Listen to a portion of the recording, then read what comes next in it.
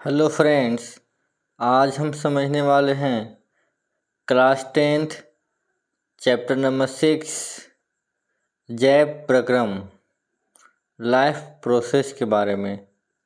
इसमें हम पढ़ेंगे लाइफ में जो प्रोसेस होते हैं, जो प्रक्रम होते हैं, उनके बारे में सीखेंगे। ठीक है, चलिए शुरू करते हैं आज का टॉपिक और समझते हैं।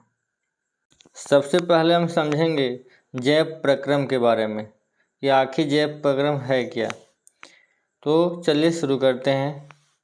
वे सभी क्रियाएं या प्रक्रम जो जीवों में जीवन को बनाए रखने के लिए एवं अनुरक्षण के लिए आवश्यक हैं, जैव प्रक्रम कहलाते हैं। समझ में आया?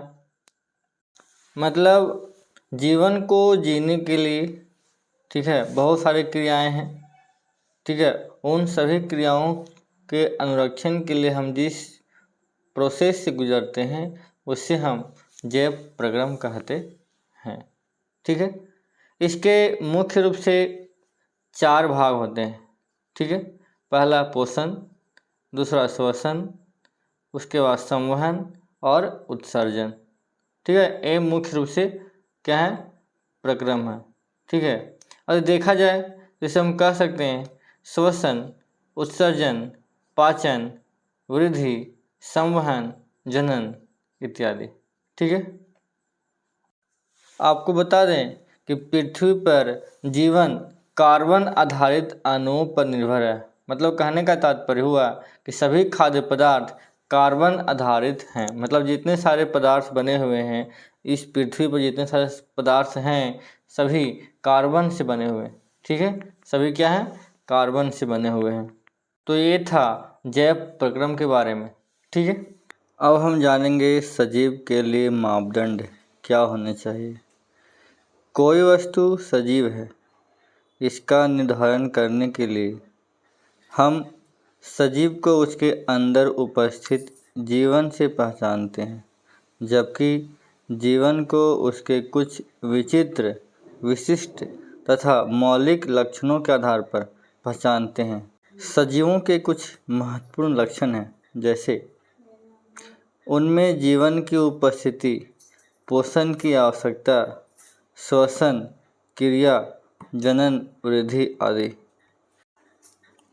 पहला, सजीवों की संरचना सुसंगठित होती है। दूसरा, उनमें कोशिकाएं और ऊतक होते हैं।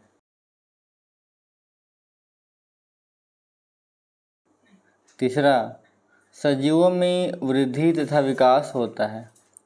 चौथा, सांस लेना या श्वसन। तो ये है क्या, सजीवों के मापदंड। ठीक है, तो इस प्रकार से हम सजीवों का मापदंड कर सकते हैं।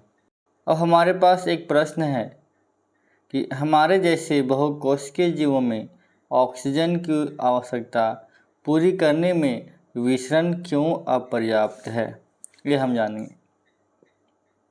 जिसका आंसर इस प्रकार होगा, क्योंकि हमारे शरीर की सभी कोशिकाएं बाह्य पर्यावरण के संपर्क में नहीं है।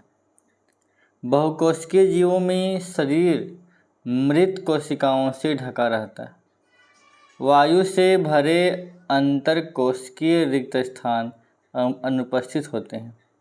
कोशिका से कोशिका में विसरण एक बहुत ही धीमी प्रक्रिया है, इतनी धीमी कि फेफड़ों से पैर की उंगलियों तक ऑक्सीजन को पहुंचने के लगभग 3 साल लगेंगे। बात समझ में आया? इसलिए हमारे जैसे बहुकोशिकीय जीवों में ऑक्सीजन की आवश्यकता पूरी करने में विसरण अपर्याप्त है। समझ में आया?